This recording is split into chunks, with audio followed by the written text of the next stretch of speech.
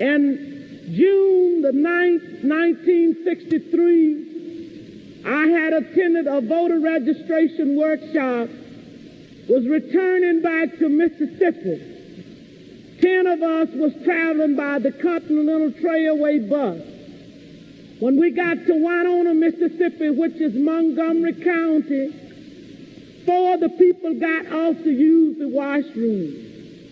And 2 of the people to use the restaurant. 2 of the people wanted to use the washroom. The 4 people that had gone in to use the restaurant was ordered out. During this time, I was on the bus. But when I looked through the window and saw they had rushed out, I got off of the bus to see what had happened. And one of the ladies said it was a state highway patrolman and a chief of police ordered us out. I got back on the bus, and one of the persons who had used the washroom got back on the bus too. As soon as I was seated on the bus, I saw when they began to get the 5 people in a highway patrolman's car. I stepped off of the bus to see what was happening, and somebody screamed from the car that the fire workers was in and said, "Get that one there." And when I went to get in the car, when the man told me I was under arrest, he kicked me. I was carried to the county jail and put in the booking room. They left some of the people in the booking room and began to place us in cells. I was placed in a cell with a young woman called Miss Yvesta Simpson. After I was placed in the cell, I began to hear sounds of licks and screams. I could hear the sounds of licks and horrible screams. And I could hear somebody say, "Can you say yes, sir, nigger? Can you say yes, sir?" And they would say other horrible names. She would say, "Yes, I can say yes, sir." So, "Well, say it." She said, "I don't know you well enough." They beat her I don't know how long. And after a while, she began to pray and ask God to have mercy on those people.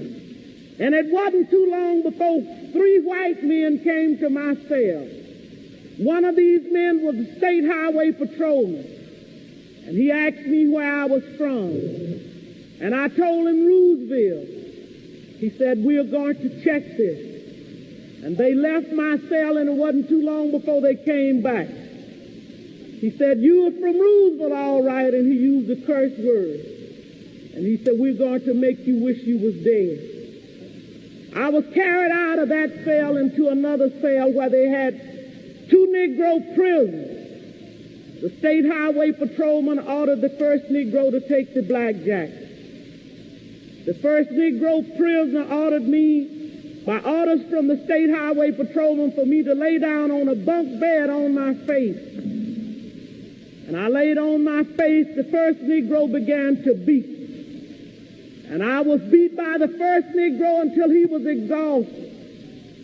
I was holding my hands behind me at that time on my left side because I suffered from polio when I was 6 years old. After the first Negro had beat until he was exhausted, the state highway patrolman ordered the second Negro to take the blackjack.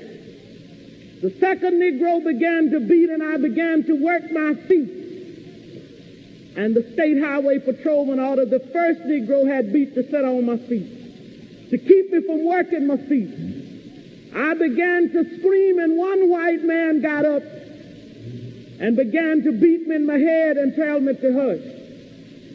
One white man, my dress had worked up high. He walked over and pulled my dress. I pulled my dress down, and he pulled my dress back up. I was in jail when Medgar Evers was murdered. All of this is on account of we want to register to become first-class citizens. And if the Freedom Democratic Party is not seated now, I question America.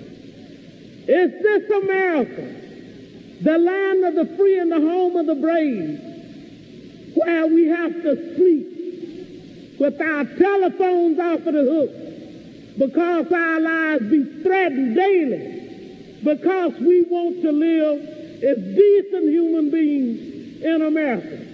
Thank you.